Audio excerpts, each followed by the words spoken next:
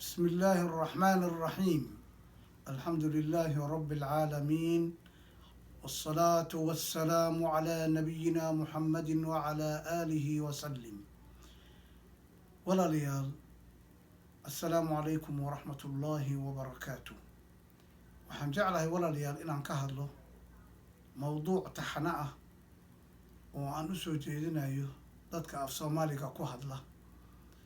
mowduucaas waan u arkayo inuu muhiimadiisa uu leeyahay, waxaana weeye oo la yiraahdaa cinwaankiisa horumarinta bini aadamka ama horumarinta aadanaha ama horumarinta dadka, intaba waa la oran karaa. maxaa laga wadaa horumarinta dadka ama bini aadamka? waa barnaamij ka shaqeynaya qofka bini aadamka in laga dhiso dhinac walba si u noqdo qof tayo leh. goormuu bilowday barnaamijka kanu ama mowduuca kanu oo caalamka kusoo biiray? la garan maayo waqtiga uu bilowday, laakiin waqtigan casriga ah wuxuu bilowday oo bilaabay nin la yiraahdo Napoleon Hill oo Amerikaan ah. ninkaasoo qoray kitaab muddo 25 sano ah oo ka shaqeynayay baaritaan uu sameeyey kadib. kitaabkaas wuxuu qoray 1908. kitaab ninkaasaa ugu horreeyey cid qorta. waana arki doonaa fawaa'idka uu leeyahay ama waxyaalaha laga faa'iidaysanayo. muxuu qofku ka faa'iidaysanayaa haddii uu barto cilmiga kan horumarinta dadka? cilmiga kan wuxuu u faa'iideynayaa qofka in uu 4 jaanib ama 4 dhinac uu qofka ka dhiso. 4taa dhinac, midda ugu horeysa waa diintiisa. waa inuu asaasiyan diinta wax badan uu maaragtay ka bartaa. tan labaad, taasna waxaa ku hoos jirta nafsad ahaan iyo qof ahaan inuu u dhismo.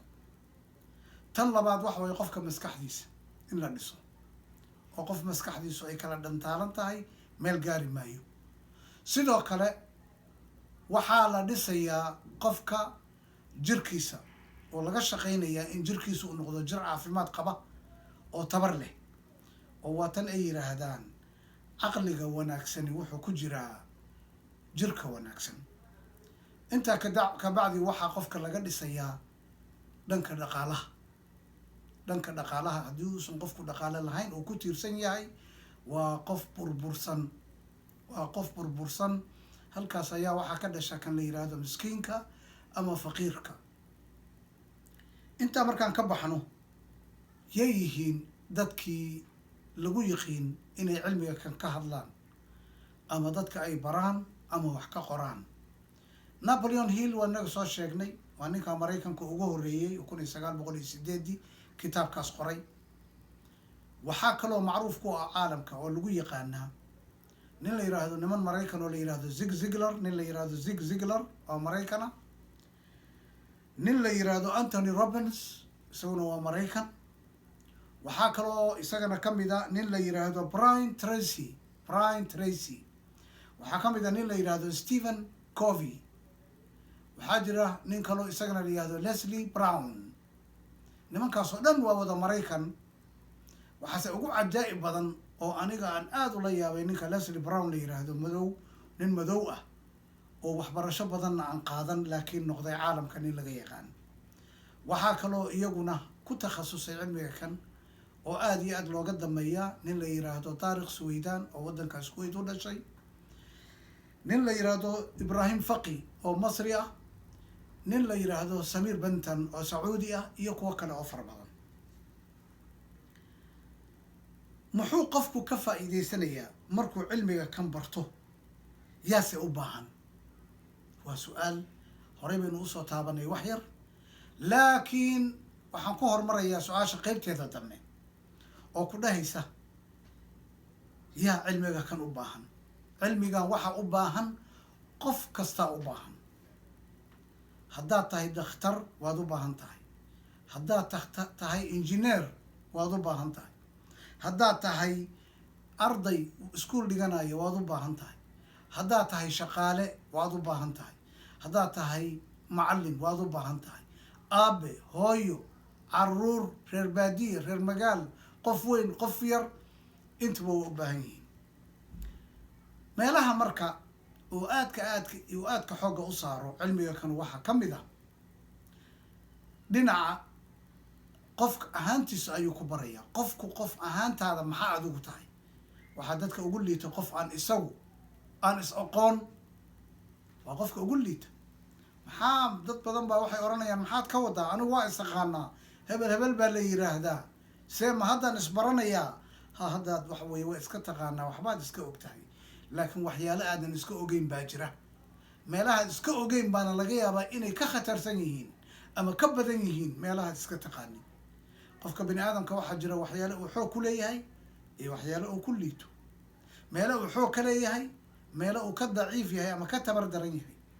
waxaa la xoojinayaa meelahaad xoogga ku leedahay. waxaa lagaa daciifinaya ama la yaraynayaa meelaha aad ka liidatid.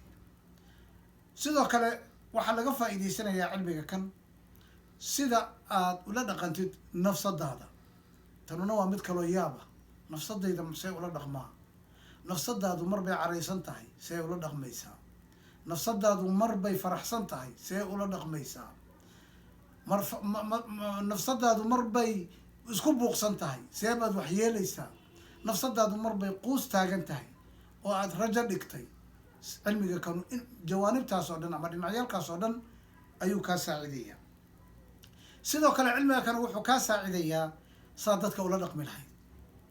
dadka aad wada nooshihiin, ama dadka aad wax wada barataan, ama dadka aad meel ka wada shaqaysaan, ama dadka aad hal mar wada kulanteenba, mar dambe laga yaabaa inaydan wada kulmin. dadkaasoo dhan wuxuu ku barayaa sidii aad ula dhaqmi lahayd. marka yaa u baahan, haddii la yidhaahdo yaa u baahan cilmiga kan inuu wax ka barto, waxaa u baahan qof walba oo mathaal ahaan yaan mathalan aan aqoon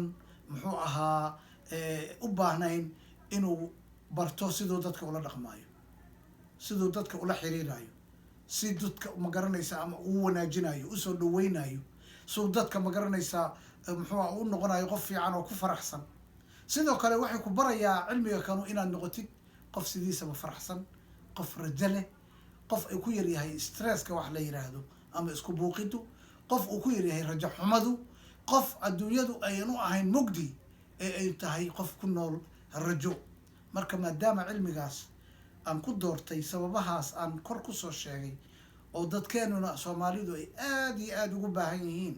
maxaa yeelay dagaal ahli ah oo dhowr iyo 20 sano socday, dagaal hoose, dagaal dhexdeenna ah, oo aynu ku burburnay xag dhaqan, xag dad, xag insaaninimo, xag dhaqaale, dhinac walba ugu burburnay, xag thaqaafadeed intaba. cilmiga kan wuxuu na siinayaa fursad inaan kasoo kabanno. saa awgeed baan cilmiga kan idinku doortay walaalayaal.